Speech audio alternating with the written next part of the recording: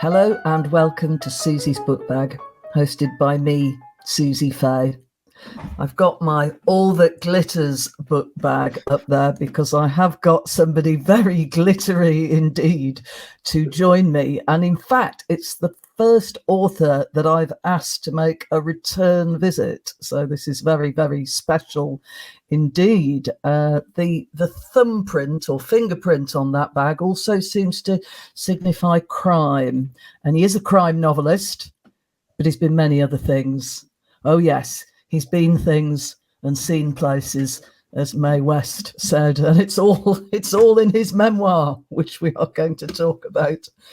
Without further ado, welcome back into the book bag, Paul Burston. I feel very honoured, Suzi, to be invited back. Very honoured. Well, it is because I've now read your scintillating memoir, We Can Be Heroes. And there's just so much to talk about, because one of the funny things, really, if you know a lot of writers, as I obviously do, and some of them then write memoirs, and then you think, I never knew all this. It's quite eye-popping. Yeah. Some of the things you get up to in this. So, yeah. Was it a lockdown thing? Sorry, it was go a on. lockdown thing. It was a lockdown thing. I was supposed to be writing my 7th novel, which is my new crime novel. And then lockdown came, and I found it very difficult to write fiction because I couldn't suspend disbelief in the daytime and keep my imagination going, because the outside world was pressing in so much, and the anxiety of it all was just too much for me. And my agent and I discussed a memoir at some point in the past, and he said maybe now would be a good time to try and do that. So a lot of at the beginning of COVID, certainly before we knew as much as we then learned, and we had the vaccines and we had the a way of treating it and inoculations and all the rest of it, vaccinations. At the beginning, there was so many unknowns, and that reminded me so much of the feeling that I had when I was in my early 20s, when the AIDS crisis impacted on me and my friends. So it kind of took me back to that period, which is a kind of turning point in the book. It's about halfway through, and it's the kind of turning point. But it was being an AIDS activist, what shaped me. So there were these two motifs that run throughout the book. One is of activism in different forms and shapes, and one is David Bowie, who was my kind of guiding light through all of it, really, and continues to be in many ways, hence the garb. Yeah, I mean, you are indeed glittering like nothing, like no other person who's ever been in the book bag. You glitter. So yeah, Bowie kind of is a sort of thread running all the way through, from really the first time you spotted him on the TV, and he's I mean, really through highs and through lows. It's not a fan worship that's completely, uncritical. But at certain times, he's really plotted points in your life and kind of helped you along in a way. Absolutely, and I think, when I was young, when I was 14, when I first saw him on Top of the Pops, or it may have been the Kenny Everett show, I'm not sure when I first saw it, but it was Boys Keep Swinging, and it's the video where he performs as the front man, and he also has these 3 female backing singers, and slowly you realize that each of the backing singers is him in drag. And I was a 14-year-old living in a small town in South Wales with no representation back then. There was nothing, there were no YA books aimed at people like me. There was, we had a few sort of camp comedians on TV that you kind of suspected might be gay, but there wasn't really gay representation. And suddenly there was this person sort of on the television who just spoke to me hugely. And I went and discovered all the records in retrospect, because obviously this was 1979, so I missed all the 70s if I was too young. And I went back and became a back fan. And at that time, I mean, I say in the book, when he died, I was asked to write a piece about him for someone. And the opening line was, "When I was 14, David Bowie saved my life."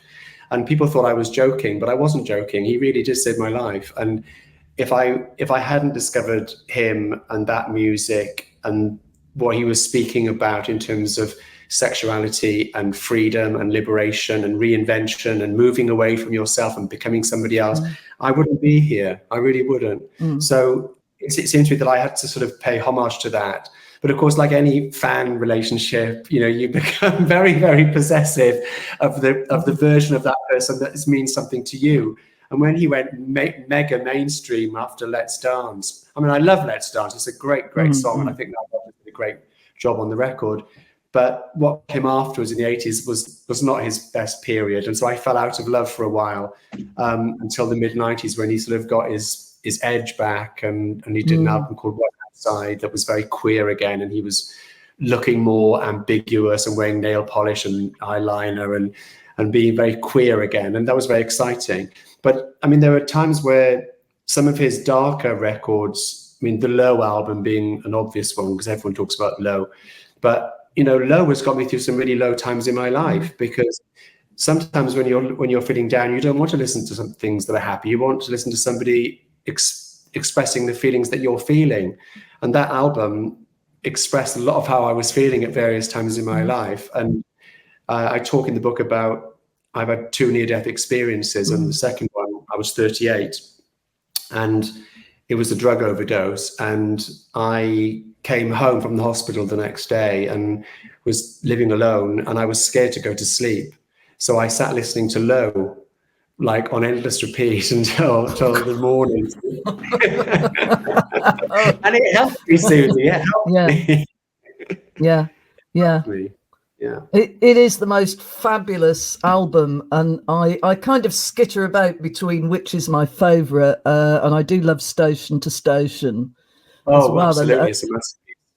They're art born out of suffering. You can sort of hear it on the record. You can hear the angst and the also, I think because he sang so much about isolation, and that's a thread that goes throughout all of his music, even though his music changed and his voice changed and his style of music changed so repeatedly, so often, so many times during his career.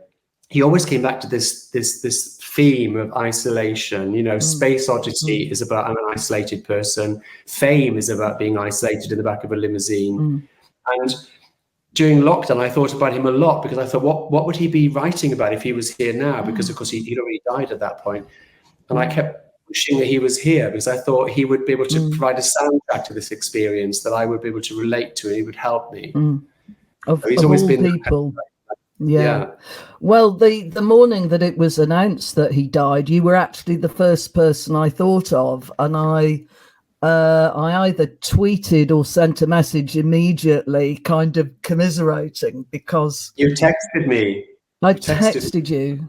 Yeah, because I just thought immediately it was really like a personal bereavement, I think, for you and for me. But you're the first person I thought of, and I felt I had to offer condolences, you know. I woke up that morning with a really bad hangover. I got very drunk the night before at a party, and I woke up and my phone, when I turned it on, there were just so many messages and missed calls.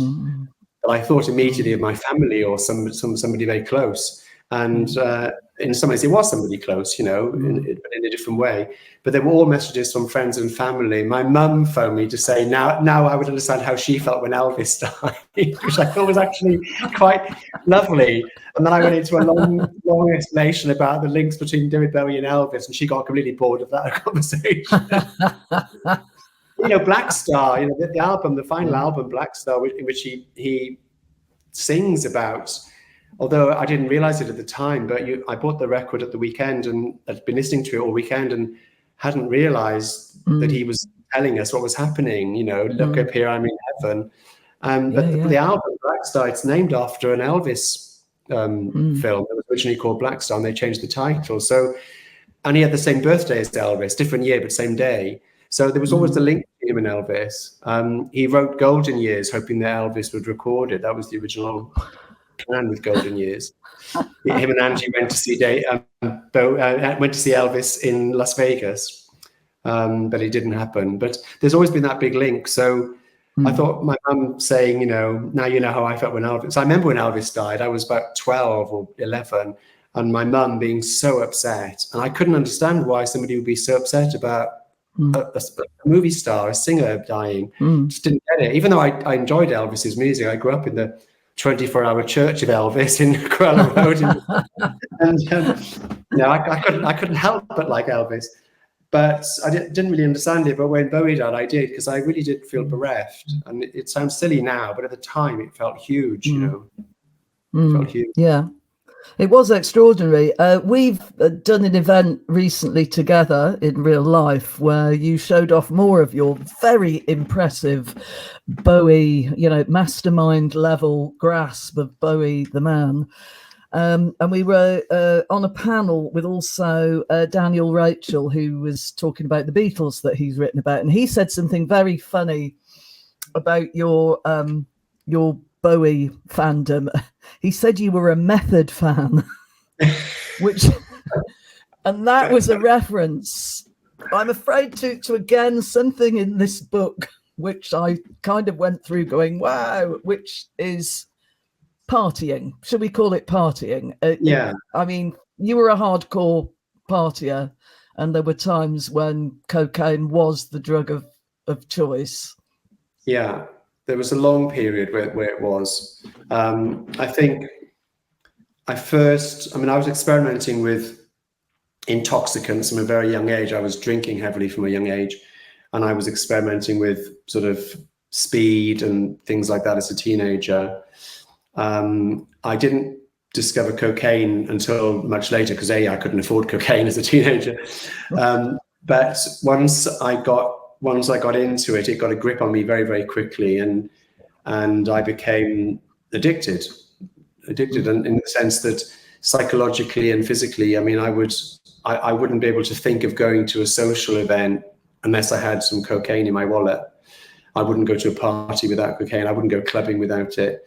And I was earning enough money to pay for it, but it was taking a huge toll on my mental health. Because like all drugs, it sells you a lie. It tells you that it's going to make you feel on top of the world. And the reality is you feel great for about 20 minutes, then you crash and you need more. And it's a horrible drug. It really hollows you out. And I remember my sister coming up to visit. I've got a much younger sister from my mum's second marriage. So there's like a 12-year age gap. And so she's my kid sister, and she came up to visit, and I had a dinner party, and at the end of the dinner, we were doing lines around the table because everyone at the dinner party was also a user of coke, and she was quite horrified and sort of told me that I didn't need that to be interesting, and it made me feel really bad that I'd lowered her sense of me, that she always looked up to me, and I felt that I'd let her down. And that was a bit of a turning point. That was the beginning of me turning away from some of that stuff. Yeah. I mean, I think another thing, I've known you for a long time. Do you think there's a sort of anxiety and kind of vulnerability underneath that? Absolutely. It's absolutely. It. Yes, absolutely. It's armor, when I was a teenager and I was bullied a lot. I had a very, very very difficult childhood in many ways, and I was bullied a lot as a young person until the sixth form, pretty much, when all the sort of bullies left and it was just the academic kids left. But I used back then alcohol and then later drugs as a sort of armor. And once I'd sort of gone through my years of being an activist and then becoming a journalist and sort of making a name for myself and coming to Time Out, which is where you and I first met in 93. And I already had a reputation before I came to Time Out, but once I was there, I had a much bigger platform. And so when I went out on the gay scene and the world that I was writing about, I was quite, what's the word? I would put on a front to protect myself, because a lot of people didn't like the kind of things that I was saying and the kind of things I was writing, because I was often quite critical, and that was my job. I mean, it's different now, I think, but back then there was a sort of presumption that if you were a gay journalist, your job was to be a cheerleader and not to be a critic. No other section of Time Out was edited in that way, so why should mine be? So that ruffled a few feathers at the time. It was a bit of a shock to some people. And I got quite a lot of flack, which I kind of, played up to. I played up to that image of being this enfant terrible, all this stuff. But it meant that when I was in social situations, I was quite wary, and drinking or taking Coke in particular would give me this sense of I can cope with this. It was the kind of way of dealing with stuff. But the reality, of course, is that unless you actually address the source of your anxiety and try and look at it, face it front on, you're never going to deal with it, really. It's just a way of just putting off the inevitable. And I continued doing that for a long time, most of my life, really. It's only the last few years that I've been properly, I stopped drinking nearly 3 years ago, and the drugs went before that. And I just feel now that I can deal with anxiety and I can deal with situations in a far better way, because if I do feel nervous or I do feel anxious, I just let myself feel like that and think it's okay to feel like this, and just work through it to the next stage. There was a long period where I couldn't go on stage without taking Valium. I would get so nervous and stage fright, and now I go on stage all the time and I'm much more relaxed about it. But I think coming from with the background that I had, I think lots of things were shaped when I was very young. And I think what happens to you when you're a young person, in some ways, is the father of the man, and you spend a long time trying to deal with that and unpack it and face up to it and heal yourself, I suppose. And I guess I'm someone who took a long time to realize that. Longer than necessary. But as you say, we met a long time ago, and it was interesting reading this memoir, because the one thing about you, Paul, you always kept it together. I mean, you were consummately professional as a journalist. So in a sense, reading this, I'm seeing a side of you that I didn't really glimpse and didn't even really guess at. You held it together well, put it that way. Well, work has always been a great source of comfort to me, and writing in particular has always been a great source of comfort to me. So I've been writing since I was very young. I used to write these short stories, and my friend Caroline used to illustrate them, and I used to read them out in morning assembly in infant school, and then get beaten up in the playground for showing off. But I've always done that, and I guess I never ever thought, coming from my background, especially very working class, that I would be a writer and make money from writing. I mean, the thought of making money from writing never occurred to me. So once I got into a situation where I had a job as a journalist, I took that job very, very seriously, and always have done, in the same way that I took very seriously when I got my first book deal and so on. So when I'm working on something, it's when I'm happiest, I think, really. When I'm writing, I'm happiest. I can channel all of the dark stuff and all of the emotional things that I'm feeling into the work, and then being able to shape it, and then being able to polish it, and then see the result. And then with journalism, of course, it's much faster, because you get the hit much quicker, because you write it and then you print it, within a week or something. Well, Time Out was a weekly, obviously. I also wrote for the daily newspapers as well, so you see things the next day. If a comment is free or something in the Guardian, and there's great buzz from that, So I would never have allowed myself to jeopardize that, even though I was willing to jeopardize relationships and my personal health and happiness. I would jeopardize those things, but I wouldn't jeopardize the work. It was too important. Well, it begins with a very shy and lonely guy, just come from Wales, daring to go to heaven, daring to enter those fabled portals, and pretty much scurrying away fairly. The first visit, it's sort of too overwhelming. It's such a charming vignette, and obviously you did go back and have a lot of fun in heaven. But I wondered whether those experiences did filter through when you became the LGBT editor at Time Out, because you were, in a way, that job was about reaching out to people just like you had been. It really made me think of that. It was. I also saw the listing in Time Out. So Time Out was what led me to Heaven. Right. I mean, I'd obviously heard of Heaven because I grew up at the time when Frankie Goes to Hollywood. The last year the year I left home actually was the year of Relax, Frankie Goes to Hollywood, which was filmed in Heaven, the video. So I knew about Heaven, I knew this name. And then I came to London and I got Time Out and I saw where it was and I went. I think it did shape how I approached my job, mainly because I went to Heaven with this expectation that now that I'd escaped this straight world of homophobic bullying, I would suddenly be embraced by this community of all these wonderful gay people. And that wasn't how it went. That wasn't how the story went.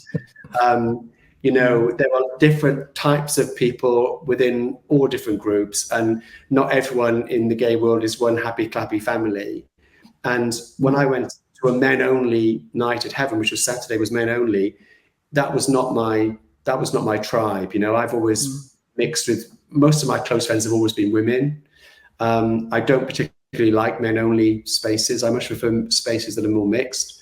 And I understood what it felt like to come onto the gay scene with these high expectations, and then to have them to become slightly disillusioned by that, and to spend time looking for my tribe. And I think my job at Time Out was to help people to find their own tribes, because by the time I was at Time Out, the gay scene in London, as it was then called, was massive. You know, it was huge. It wasn't like it is now, where many of the places have gone. There were so many places. Because of the size and the scale of the scene, it then became fractured. So you had bars and clubs to go to if you were 40 plus and into this kind of music, and bars and clubs to go to if you were 25 and had a directional haircut and liked indie music, and so on. So there were all these different subgroups. And I think my job at Time Out was to kind of steer the reader to their own particular group where they would feel that they fitted in the best. Well, for me, it was very different, because there was Heaven, which was huge and the big gay club in 1985. And there was a few other places like the Bell in King's Cross, which was more my kind of place. It was more mixed. Yeah. And everyone went there and rubbed along together. Men, women, gay, straight, some trans people were there, I remember, as well. It was very mixed. And later on that became less so, because everyone had their own specific club that they could go to. Do you see what I mean? So it became much more fractured and tribal. But I think my job at Time Out was to steer people. And I know a lot of the fan mail I got when I was at Time Out was from people saying thank you for helping them not feel so alone, because they felt that they were the only person that came out on the gay scene and then felt that it didn't answer all their problems. You know, there's this narrative that I was sold, and I think many people are sold as a young gay person, which is that you leave this heterosexual world, or you come out as gay, you go on your first Pride March, and suddenly all your problems go away. I mean, what a ridiculous idea that would happen. How can you possibly grow up in a homophobic culture and all the damage that does to you as a young person, and have all that undone simply by going on a Pride March? It doesn't happen like that. You still have to work at it. And a lot of us still struggle with self-esteem. We still struggle with internalized homophobia. And I was speaking about that in Time Out. And that enraged some people, but it helped others. And I care about the people that were helped, not the ones who were enraged. I remember at the time I mean, you know, the listings are limited. You have to pick and choose. You can't cover everything. And I do remember you kind of going, oh my God, because it was a similar sort of thing. There were, you know, things that you didn't want to cover, or didn't feel was right, or, you know, not good enough, or you couldn't wholeheartedly recommend. And people's attitude was, you need to do this. You need to support me because I'm gay, because it's a lesbian club, you know. And I remember you had to field quite a lot of this, didn't you? You had to. Yeah. And the thing is that, you know, standards. I mean, bearing in mind at that point, you know, in the early 90s, there was no gay columnist, no out gay columnist writing in the national press. There was nobody. So I was the only kind of person writing for a mainstream readership, albeit a London mainstream readership. And that meant a certain responsibility. And one of them was to serve the people who weren't being served by the existing gay press. And the existing gay press at that time was hugely dominated by advertorial. So all the big clubs that could afford to advertise got all the coverage, and all the small clubs that couldn't afford to advertise got barely a mention. Lesbian clubs never got a look in. So I made a point of trying to balance it a bit and trying to put an equal number of men's events and women's events into the listings, and to cover women's stuff and get I used to have a freelance budget to pay a lesbian journalist to go and review clubs for me. That got axed later on, but at the beginning I did. And I felt that was a way of trying to address the balance a bit and make it a bit more even-handed. But you can never please everyone, so you still get people ringing up. And I remember somebody ringing up and saying that they'd actually taken a ruler and measured how many centimeters of listings were devoted to this type of event as compared to that one, and complained about it. And actually, when I took my own ruler and measured it, it was actually the same. So they were wrong. Oh, it's all perception, isn't it? But the other great thing, this is subtitled A Survivor's Story. And I suppose in a way, I do know a lot of your story and knew it anyway through us being friends. I thought that maybe, there might be some therapy speak, or maybe it might be quite a sort of downbeat read. It's actually hilarious. Oh, good. I'm glad. I didn't want it to be a music. It's a brisk trot through a very full life. I think Bernardine Evaristo, a fearless life, lived to the full, Bernardine's quote on the back. It's just so bloody funny and so enjoyable. And also people who've lived through those decades will be kind of nodding and smiling. I remember that band. I remember that politician. I remember that story. I remember. That's what I really loved about it. How did you get the tone right? What was the tone that you were aiming for? Well, to be honest with you, my default setting is to find the joke in something. It's what I've done. It's what most of my journalism is shaped by that. There's usually a punchline in my columns. Yeah. And before I wrote crime fiction, I was writing rom-coms or comedies. So I knew that there would be a comic element to it. And I knew that there would be places where I would need to put that in. And a lot of it comes from me recollecting how I was at a certain time in my life. I kept diaries, which I quote at some points in the book. And sort of having the distance now to be able to laugh at how absurd I was and how silly and self-delusional I was. And then some of the humor is I suppose defensive, and it's ways of dealing with dark things. And so I do talk about some quite heavy traumatic events in my life. I talk about losing friends to AIDS. I talk about the anxiety I had about being HIV positive. I turned out not to be, but I was convinced that I would be at the time.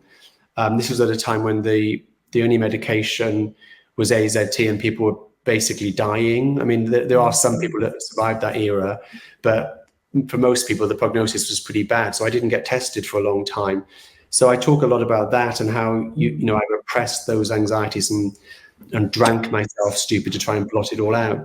But I think humor is part of my nature. It's a kind of finding the black comedy in something. It's also a very gay thing, I guess. I know that's a cliche, but I went to so many funerals in my 20s. It's unreal. It's ridiculous. And I have to say that most of them were hilariously funny affairs. People they weren't solemn. They were sad, of course, but they weren't solemn occasions. Often there'd be a coffin in the room covered in fairy lights or something camp. And I think that the use of camp and irony and humor is a way of coping with things. And it's something that queer culture has always used and embraced. So I didn't really need to work at that. That just came naturally to me. What I had to work at was dropping that and being completely upfront and honest with the reader about how I really felt. That was the one note that my agent gave me when I was writing. He said, just keep reminding to tell the reader how you felt. How did it feel? How were you feeling at this moment? Don't give us a history lecture. Tell us how you felt. And that was the challenge for me, because I'm used to hiding behind the joke, behind the punchline, behind the humor. And I knew that if this book was to touch people as well as make them laugh, I'd have to be completely open and honest about things that I'm not particularly proud of, necessarily. But there's no point telling half truth and not really, giving the full picture. Obviously, it's my account. Somebody else's account will be very different. But my account of my life as I lived it during this period of the book, which, well, it comes up until the present day, but a large chunk of it is set in the 80s and 90s. A lot of people have written to me to say that it resonates, and a lot of the reviews on Amazon have been from people saying that it completely resonates. There's also been a lot of reviews online from people who aren't part of the community or weren't around then, who've said that they had no idea this was happening, they had no idea what it felt like and how educational it was. And that's a really great thing to have as well, because I think we often assume that everyone knows what happened to our community during that period. It was a really awful time. It was a horrendous time. And the homophobia and the gleeful, rubbing of hands over all the people dying of AIDS in some of the tablets was shocking. And it was pretty much daily. And a lot of people forget that or weren't aware of it. So I wanted to sort of remind them of just what it was that we were up against. It was a very difficult. I make the comparison in the book between living through COVID and living through the HIV epidemic. And one of the differences, of course, is that living through COVID, everyone was pulling together. Whereas the HIV epidemic, people weren't pulling together. There was small groups that were affected, particular groups within society, and a lot of people who weren't affected at all.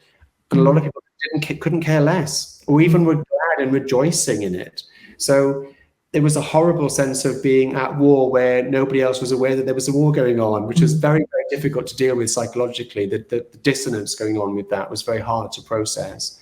And becoming an activist was a way for me to channel some of those emotions into something that felt constructive, because I was afraid that if I didn't do that, I would just let the self-destructive side of me take over, and I would probably self-destruct, So had I not become an AIDS activist in 1989, I don't know what would have happened to me. I think I may have gone down a dark path, I still took a dark path later on, but I think had it happened when I was younger, then, it would have been harder to recover from, because it would have become so ingrained.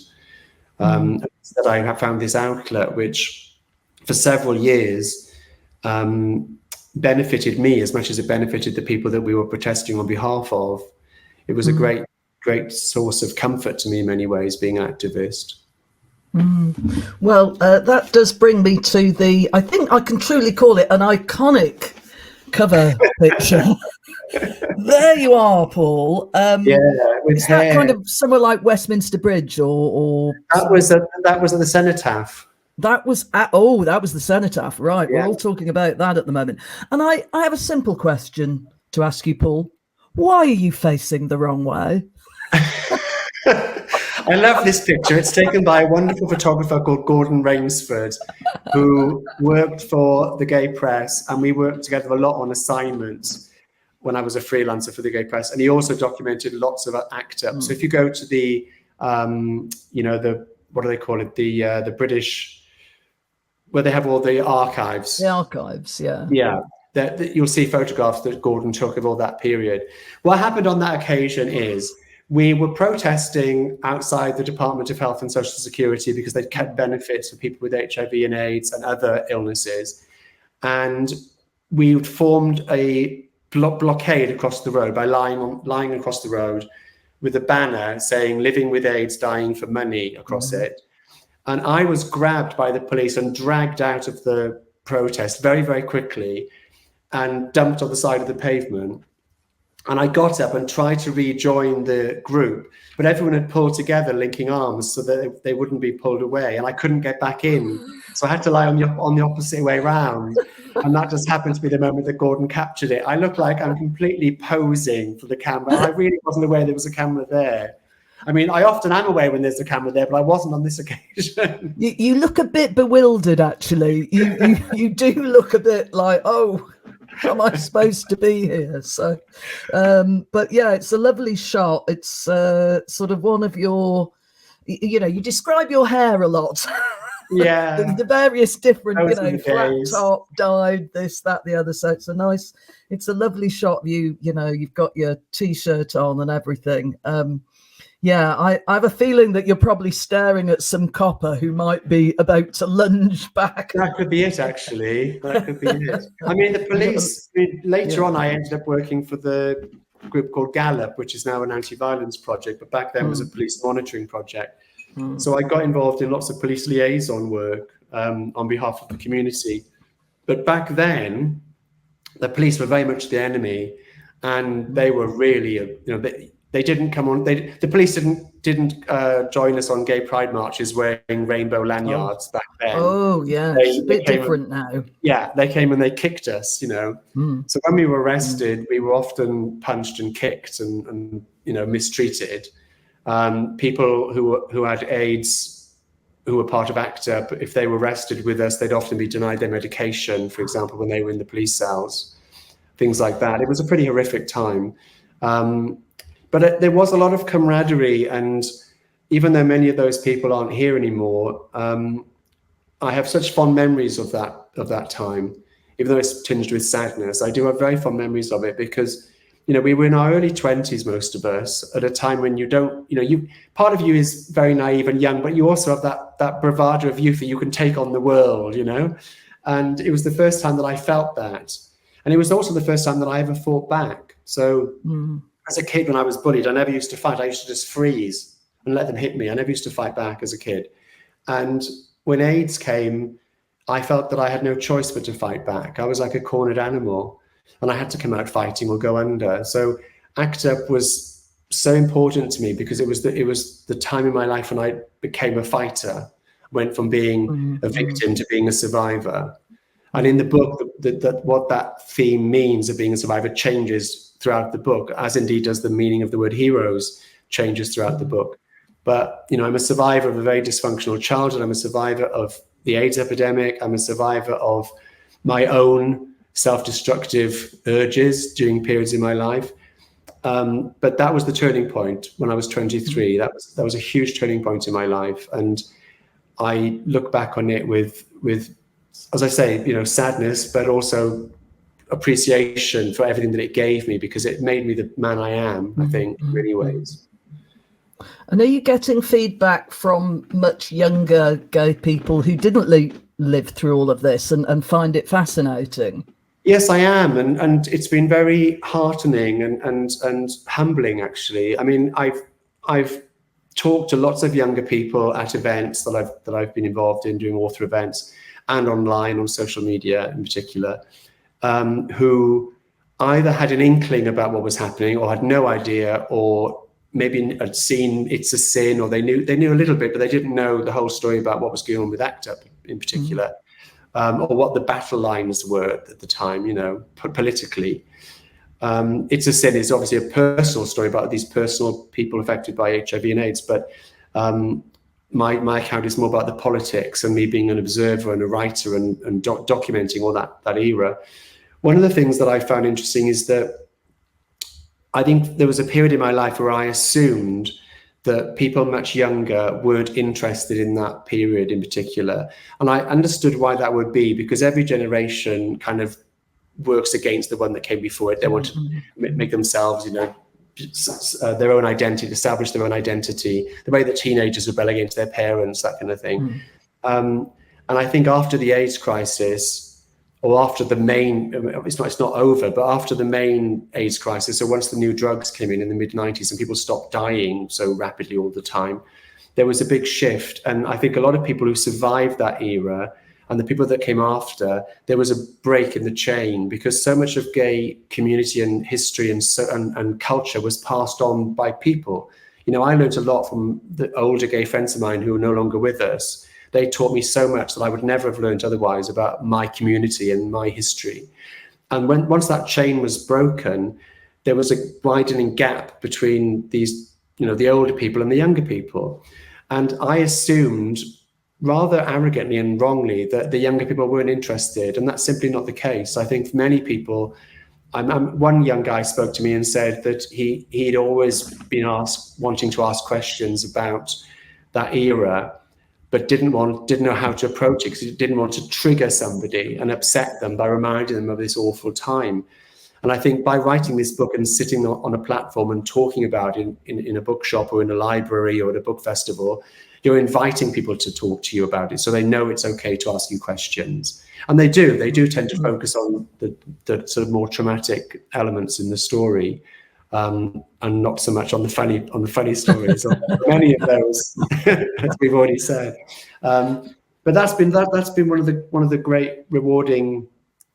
the most rewarding things about having written this book. Actually, it's been the conversations that have sprung out of it between generations that I've experienced.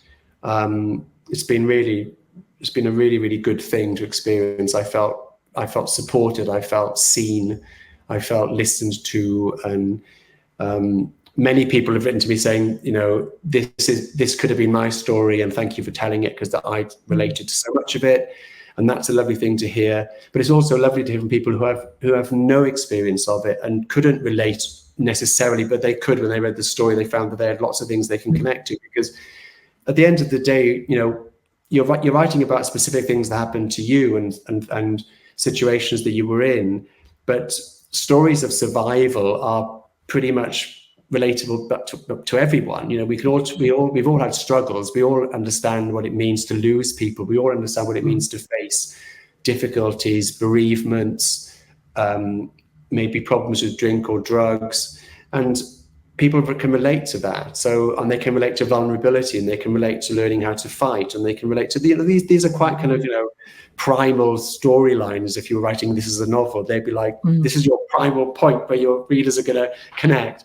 I think I probably did bring a bit of a novelist's approach to writing the memoir. I don't think I could have written it had I not written 6 novels before it. So I think it would have been, I could have written it, but it would have been a very different book. It would have been a much more journalistic account of a period of time, rather than what it is, which is a much more personal, character-driven story where I'm the main character. And then an aspect that I really enjoyed, which perhaps is not as relatable, but which is really fun to read about, is your meetings with various celebrities along the way. Now, you were a journalist, you were reporting on, your brief was pretty huge, actually, wasn't it? It was like film, and it was music, and it was clubs and cabaret and everything. So it sounds like you were out nearly every night, and you do have some very funny encounters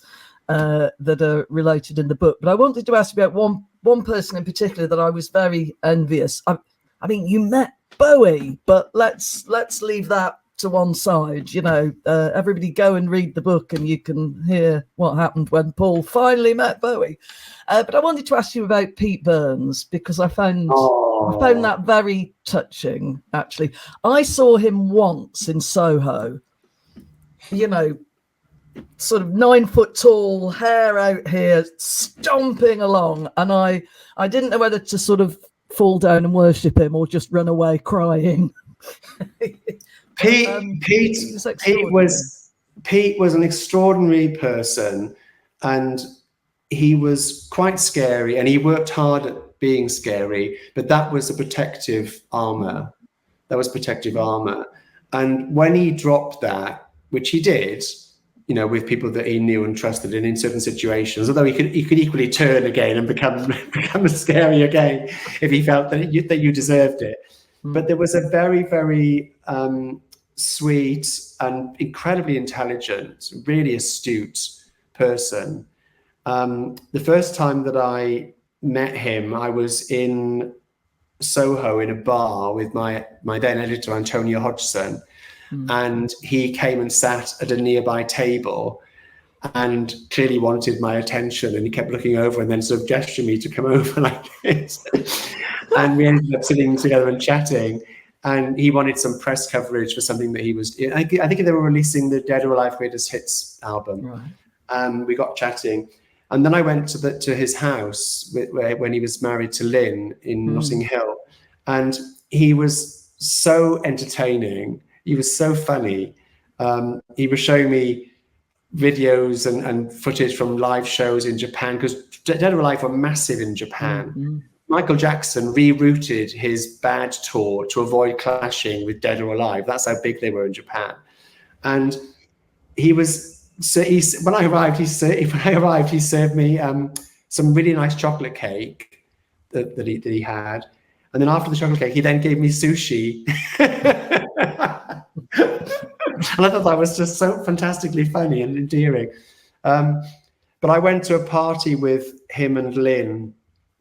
Steve Strange published a memoir called Blitzed, and I interviewed Steve for Time Out. And I didn't say this in the article, but now he's no longer here, it doesn't matter. But when I did the story is all about how he'd recovered from drug addiction and how he was clean. And we did the interview in February in a cafe on Old Kings Road, and he insisted on sitting outside, and he was clearly in an altered state all through the interview. He kept disappearing into the bathroom every 5 minutes. He had a bubble under his nose. His eyes were like pinpricks.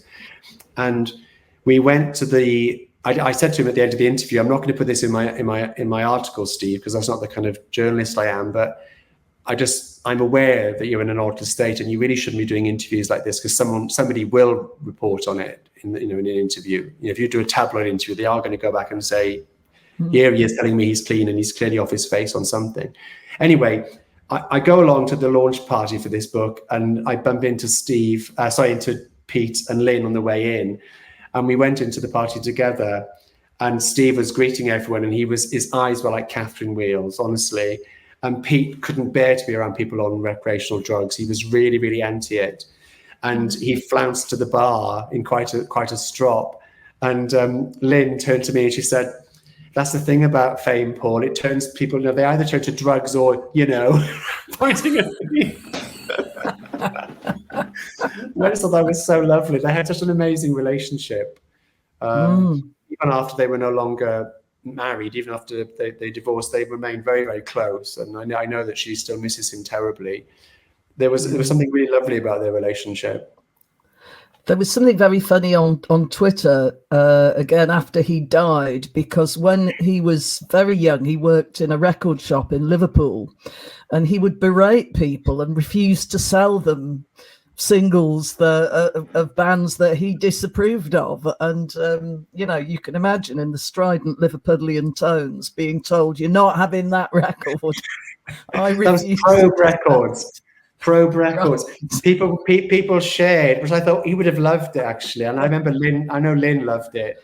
He would have loved it, Pete. He would have loved to have seen that the tribute wasn't an outpouring of sentimental reminiscences. It was people sharing all the times that he'd been scary to them in Probe Records. Because he had totally black eyes with contact lenses, so he looked like an alien. And the very funniest was somebody who, I can't remember what the record was, but Pete did consent to sell it to them. And all he said was, there you go, Queen. And then the person went, frankly, I was a little bit disappointed. Well, had I known Pete for the period that I knew him, not very well, but I knew him for a period of time. I mean, had I known him for that period and he hadn't been rude to me at any point, I would have been disappointed. Because he could turn from being really really lovely to being, the sharp tongue would come out, Yeah. And he was very, very quick-witted. So if you said something that wasn't to his satisfaction, he would tell you pretty clearly. But I like that about him. I enjoyed that.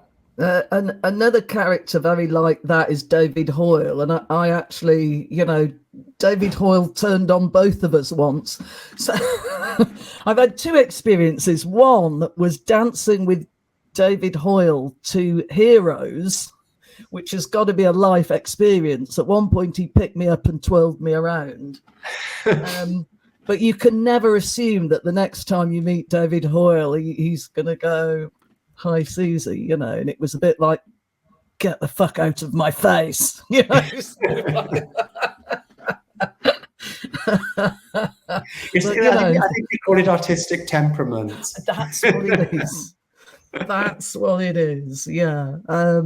It's full of stories. I just think you've woven together an amazing tale, really, that does have the highs and the lows. And I mean, I can't remember who I was talking. I was talking to Amanda Craig about that, and we were talking about fiction, but life is the highs, the lows, the good bits, the bad bits, the boring bits, the tedious bits, everything, You haven't got the tedious bits in, I should say, but it's a really amazing story, and there's a lot of uplift. And you have been on the book bag before, so I won't ask you the questions, but I will update one, which is the feedback question. Now that the book is out, I don't think it was quite out when we last spoke. What's the weirdest or funniest feedback you've had about this book? I mean, do you do things like go on the dreaded Goodreads? No, I don't. I don't look on there. There was one review on Amazon that said something like quite enjoyable for the first half, and then there's just too much name dropping after that. I thought that was really funny. I like the name dropping. Well, I felt like, I mean, there is name dropping, but I'm writing about it in a very, very self-aware way, that I know that that's what I was doing at the time. But also the people that I talk about at any length, it isn't just that they're famous people, it's that they meant something to me, and those encounters reveal something about me at that time that I felt was relevant to the story as a whole.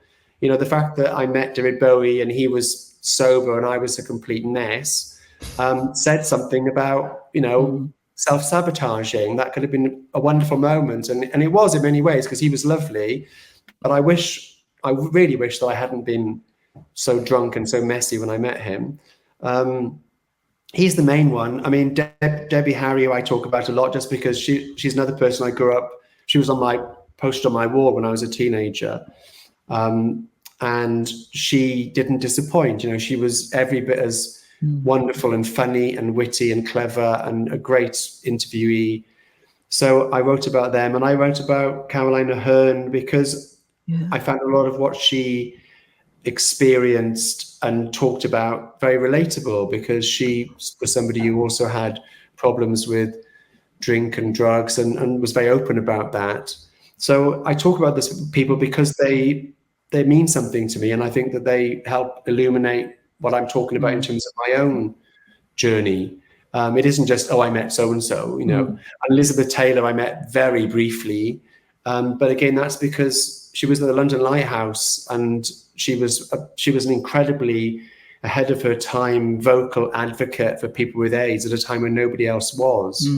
So I couldn't not put that in, because that speaks so much about that time, that how rare it was to have a celebrity of that standing, because nowadays everyone likes to talk about their allyship to the LGBTQ community. But back then it was not the case at all.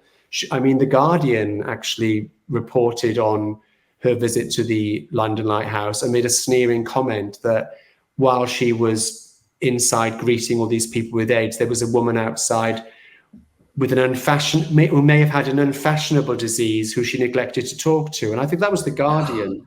That was The Guardian. The Guardian also, by the way, ran a photograph of Derek Jarman at a kiss-in, but organised by Outrage beneath Eros at a time when gay men were arrested for kissing. And they ran it in The Guardian. Derek Jarman, openly HIV positive man, kissing somebody, and the headline in the picture caption in The Guardian was "Kiss of Death?" ? So if that was how the left-wing broadsheets would report on us and the AIDS epidemic, then you can imagine how awful the tabloids were. And you've also made TV documentaries, and there's a mention in the book of a very positive review, but the word that it used to describe you was totally unacceptable. Would be unacceptable today. It wasn't very nice then. it's very strange. I mean, you have lived through this extraordinary sea change in the way we think and certainly speak about certain things, but to have a gay slur flung at you in the midst of a positive review of a documentary you'd done. In the Independent. That's right, it was in the Independent. And that must have been the very definition of mixed feelings when you read that. Yeah, it was horrible. I mean, it was just, and it was seen to be acceptable somehow to refer to gay men as puffs, you know, in the 90s. In a national newspaper that was meant to be left-leaning and right on and everything. So I have lived through a big sea change. You know, I mean, I mentioned, you know, that I nearly died of a drug overdose. I was 38 at that time, and the previous time was when I was 18 and I nearly drowned. And those 20 years, at the start of those 20 years, the age of consent for gay men was 21. There were no employment rights, no partnership rights, no protections in law. And by the end of that period, by the second time that I nearly died, when I was 38, we had full legal equality in every respect. Everything was fixed. We had partnership rights, employment rights, Section 28 had been repealed, everything. And I would never have thought that was possible in a 20-year period, but it was incredible how much the world in this country, in the UK, changed during that period. So it seems to me that I happened to be there, and I happened to be part of that as an activist, as an observer, as a documentarian, as a writer. It just seemed like it was just too huge a seismic period of history not to write about it. So even though the book is my story, it's also to some degree an account of those shifting, changing times and how important that those changes were. And also, I think, a warning that we can't take change for granted, because there are lots of things happening at the moment, you know, that make me feel less safe and less comfortable. And less, so I think we need to be vigilant. Some years ago, I took part in a verbatim play by Alexis Gregory called Riot Act, in which he interviews three activists, and then he plays us on stage. And I was the third one that he interviewed, and I'm the third person in the sequence. And in the interview, I said at the time that I felt that things were turning dark again. And at the time, I thought, I hope I'm just being, you know, too pessimistic. And actually, I don't think I was pessimistic enough. I think everything that I was feeling, and this was like 5 or 6 years ago, we did that interview, things have got progressively worse, because when you have a right-wing government that's failing in just about every aspect of government, then they stoke up culture wars, and they start looking for scapegoats. And, you know, immigrants are one, and my community is one. So we have to be very, very alert to that. I think, you know, this war on wokery and all this nonsense, which is just a way of saying let's attack people for being kind to people who are different to them and being respectful of difference. I think we're living in a time where we need to be very, very conscious and aware of what's going on around us, and not take our rights for granted, because, you know, who would have thought that Roe and Wade would happen in America? Who would have thought that abortion rights would be taken away? I mean, it's just unbelievable to think that. I don't think that the rights that we have, which are relatively new for LGBTQ plus people, we can't for 1 second assume that the rights that we have are enshrined forever. We have to fight for them. You know, the price of freedom is vigilance, and we have to be vigilant. I don't think that we always are or have been. I think there was a period after the early noughties where we became very, very comfortable and a bit complacent, perhaps, because it felt like all the battles were over, because we had won all the legal battles, but we hadn't won the battle for hearts and minds. There has been a shift in society. I think it's much easier, far less likely now, if you're a young gay person, for you to think that you're the only gay person in the world, which is what I thought when I was 12. You wouldn't think that now, because there's too much visibility. You can't put the genie back in the bottle, and that's great. But in terms of rights and protections, you can't assume that they will just stay there. You have to be willing to defend them and fight for them as and when those battles occur. And I think that we are living in a time now where we need to be very watchful, you know. I think one of the things that happened when we had ACT UP and we had serious activism and really the start of the Pride marches, I feel that in certain quarters, the idea of gays is A, that they're sort of passive, and B, that it's all, you know, it is all glitter and feather boas and the entertainment industry and show tunes. And one of the things that's been made much more visible, as you say, is just the vast differences in the community. There's no one. I mean, you can fight back. I think people were surprised to see how, you know, resolute and fierce in protection of their rights this slightly derided community actually was when push came to shove. And yeah, it's a hell of a ride. It really is. It's a quite extraordinary slice of social history that you've summed up in this book, and I think it will be a must read for a very long time. Actually, I think you've done an amazing job with this book. So well done, Paul. Thank you very much. I appreciate that. Yeah. You know, you've just charted such an interesting period of history and done it with a lot of grace and wit and style, and well done. Okay, Paul, I shall bid you adieu. I shall wave farewell to you from the book bag, but thank you for coming along, and you'll always be the first person to have come on twice. So there you go. That's another accolade for you. I'm very honoured. You're very welcome. That's my bio. Okay, thank you very much, Paul. See you soon. Thank you. Goodbye. See you soon. Bye. And thanks for listening in again to the update with what Paul has been up to. This is the book we've been talking about again. We Can Be Heroes, a survivor's story. It's a fantastic read. Super enjoyable. And I'm in it. So yes, sort of full disclosure there is a reference to me in that. Really, I'm all the way through. I'm the hidden thread in the whole story. I just didn't want to be in it too much. So thank you very much. Join me next time. Don't forget to like and subscribe, and I will see you with another brilliant author soon. Thank you. Goodbye.